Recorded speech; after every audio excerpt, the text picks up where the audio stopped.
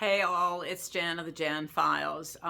Tomorrow they're supposed to release the Epstein files. I find it highly unlikely that they do. If they do, I can't imagine it's everything, and I can't imagine that they haven't allegedly tampered with the evidence. So that's my opinion. But what I want you to understand is the amount of evidence that's out there, one, and some witnesses that absolutely should be called.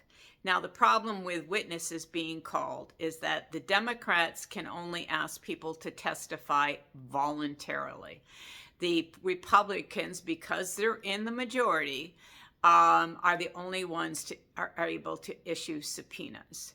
So let's keep that in your mind. Now, let me go down a list. I don't want to drag this on. I have a longer video. I'll attach it to this post where you can see more on the potential witnesses. But let me first go through the level of evidence that is out there, because I think it's really important that you understand, and I'm going to read you. Hold on one second, because I always have the wrong page. Okay, there was thousands of nude and semi-nude photographs of young females, including at least one minor, found in binders of CDs during the 2019 search of Epstein's Manhattan mansion. They also found dozens of recording devices, 40 computers, 26 storage drives, over 70 CDs, and 6 recording devices containing over 300 gigabytes of data.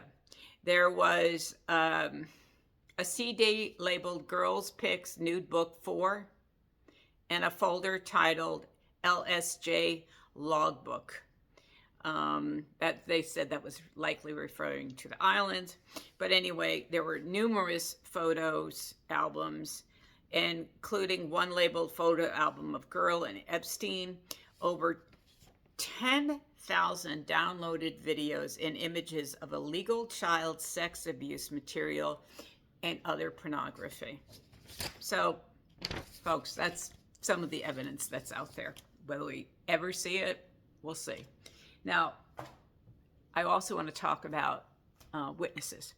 And let's go back really quickly, back to 2007, when Epstein was accused by the district attorney in Miami of initially, sex crimes, but ended up getting into an NPA, which is a non-prosecution agreement with Epstein, where he pleaded guilty to solicitation of prostitution and solicitation of prostitution with a minor.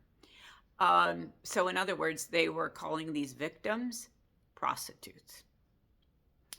And also at that time, and here comes some more evidence, folks, the FBI actually produced a 60-count draft indictment of Epstein. It never went to a grand jury. It should still exist. That would be a huge amount of evidence to get.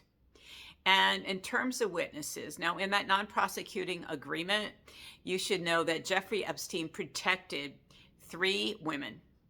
The first one was Leslie Groff. The second one was Adriana Ross. And the third was Sarah Kellen. And each one of those women were in some fashion his assistant. Leslie Groff, for over 20 years, she was his executive assistant, I believe located in New York. But she, according to victims, was also one of the people that would book their travel, book their hotel, book, etc. The other, Sarah Kellen, was known to take photographs of them, as well as be part of his he actually called her his partner. So that was not a sexual, at least, who knows, but that's what he also called her. And she was around for scheduling, for taking photographs. And the last one, Adriana Ross, not necessarily in that order, was also participated. She was the only one at this point who has been called to testify in any fashion, and she pleaded took the Fifth Amendment 500 times. So those are names that should be called. There's another name, Story Coles. This was a male assistant who worked with Jeffrey Epstein, quote, while he was in prison.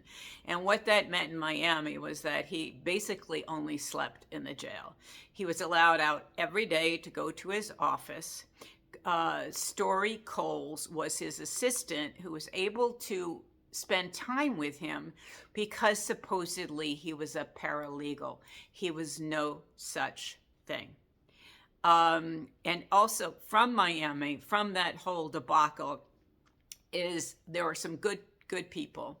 Unfortunately, a couple of them aren't with us anymore, but one of them is, his name, he was Police Chief Michael Reiter, and he should be called because he was a good guy and he has evidence, and obviously knows a lot about what went on down there in terms of arm twisting and allowing Epstein to plead guilty to 2 misdemeanors instead of 2 federal offenses. So that's another person to be called. And finally, well, maybe not finally, but Epstein's first girlfriend that we know about was Eva Anderson. And she was with Epstein from 1981 to about 1991.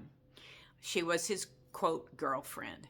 And during that time, or after that time, they broke up around 91. She got married in 94, but she was still very close to Jeffrey Epstein.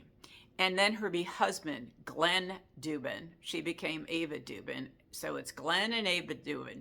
Were close, very close to Epstein. Both have been accused.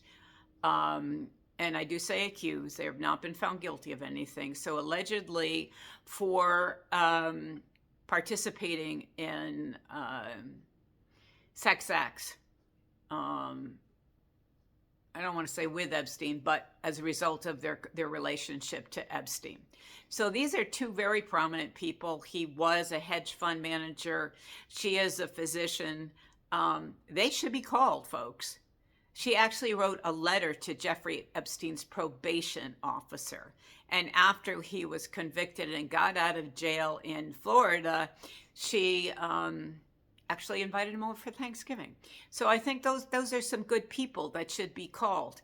And finally, it'll never happen, but Ehud Barak, the former prime minister of Israel, the whole Israel ties, I can't even get into that today. But anyway, he visited Epstein 30 times. So folks, there are people, there's lots of evidence. We'll see tomorrow what they drop, if they drop anything. And I hope that you will take a look at, I have a longer version of this if you need longer, and on my channel about who these people were, etc. Let's hope that something actually comes out tomorrow that is truthful. So stay tuned. Take care.